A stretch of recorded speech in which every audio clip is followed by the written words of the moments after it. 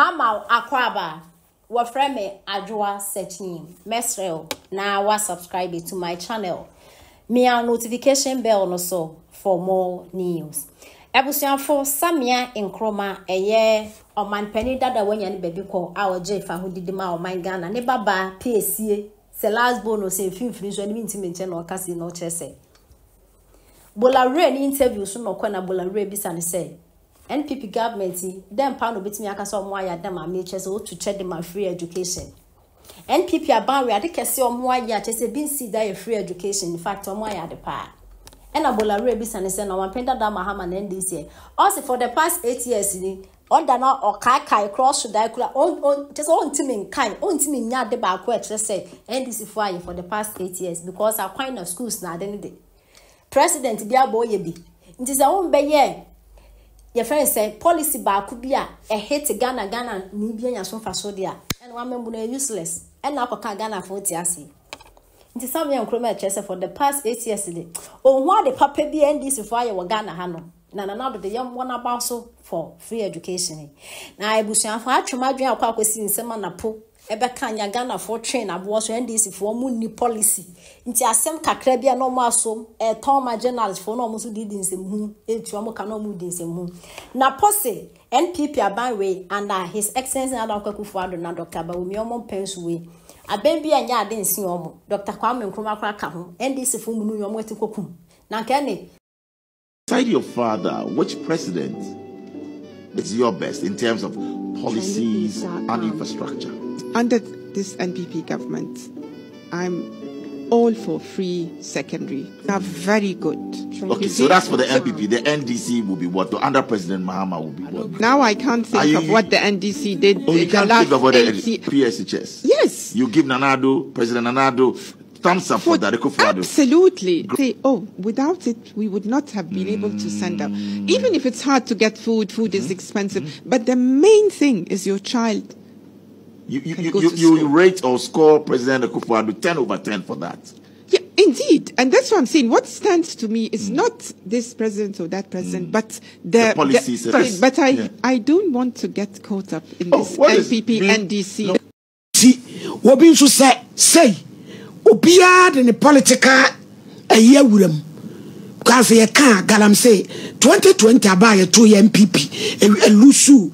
Nkonya bebrene Western region nyina ya galamsea womo ye oma dwen se womo kotia da bia me kamena mfo mienu womo ton bibiduro womo se no mo ye MPP for pombeto abetia MPP 2020 nim because say womo tu galamsea nti ama bibiduro no ye nto because galamsea ase adwama monti gonorrhea ne seferese mpa hoda to womo koya na oti ano de ama no eti ese no mu tunti ento wa be Africa mentality enti say yentimi afa ye nansi form ama emladin dindi bi amobobi no mutu ankuoma bra ebe ye problem kore achimfo ke boy amrane chimkwame no bremu ena chimkwame no maforo bremu abna asu abna I say dika problem say about State college at die ho enti those times no you go school or na you go jare ho utimi jare mu ti se ne sumi ko enum bi en hono wo ko da ko fa pray so a eno so fa aye se kokokokokoko enhwe wo Ghana nyina da ne aforo na ye di aye di hu ewu sei bra ebi manya omu se tamoni na be ya pa ye hu aye pe ye hu eti e be san kokran nsuo so anu eti okatachi free falest ndi bra bomode anaji na ye nemu nhemu na amwa if say no credit na ahometi yenko drepo ne ho awasem so mampani dada mama ya ade keti Dubai say no so ye nyina abato enso ye jima say o legacy that's right wona wo de bae then ye kan ye nyina ye fe secretary Dubai wura wa nantwinam enwansena nsi so ehye kejim eye o legacy ye bo eka adan na ban bi abreso ono so akokra eniema ba si enfi anyi kwan na ase no de okokasa ne dia ene adan ye didi ni aboja na so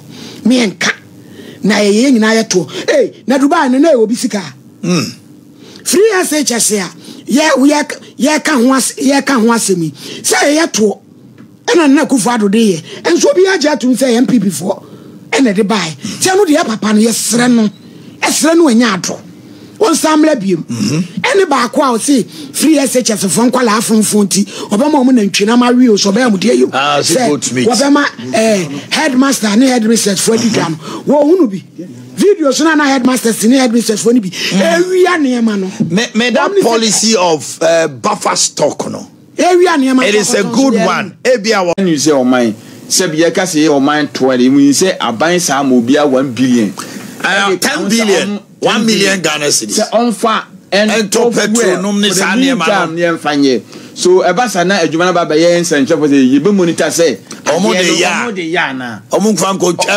high ko jingo mbotom me the only thing I have problem with with drip on say on mine yeah about 240 something district assemblies but we can be an drip machines maybe most of the roads are virtually done, especially municipalities and metropolitan. And now for the time being, municipalities in Akwa being called you. It is going to the hinterlands. The homo there. The homo the bar. Homo the is for gutters, for drainage.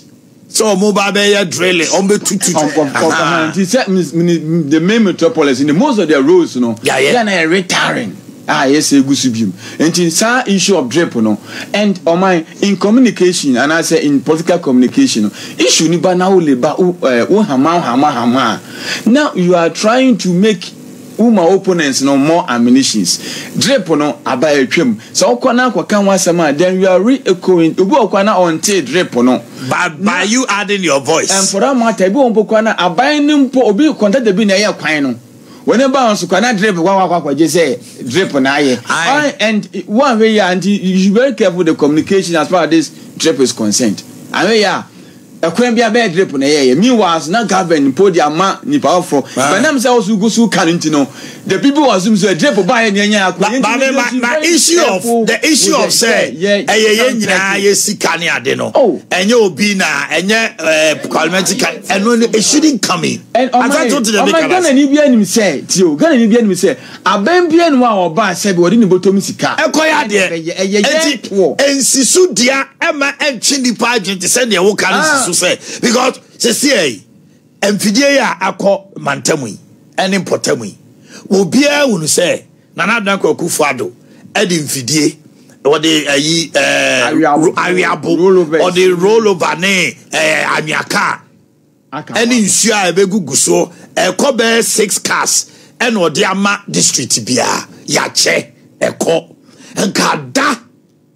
O Kona Koya say, and yo BSika na Ghana Sika.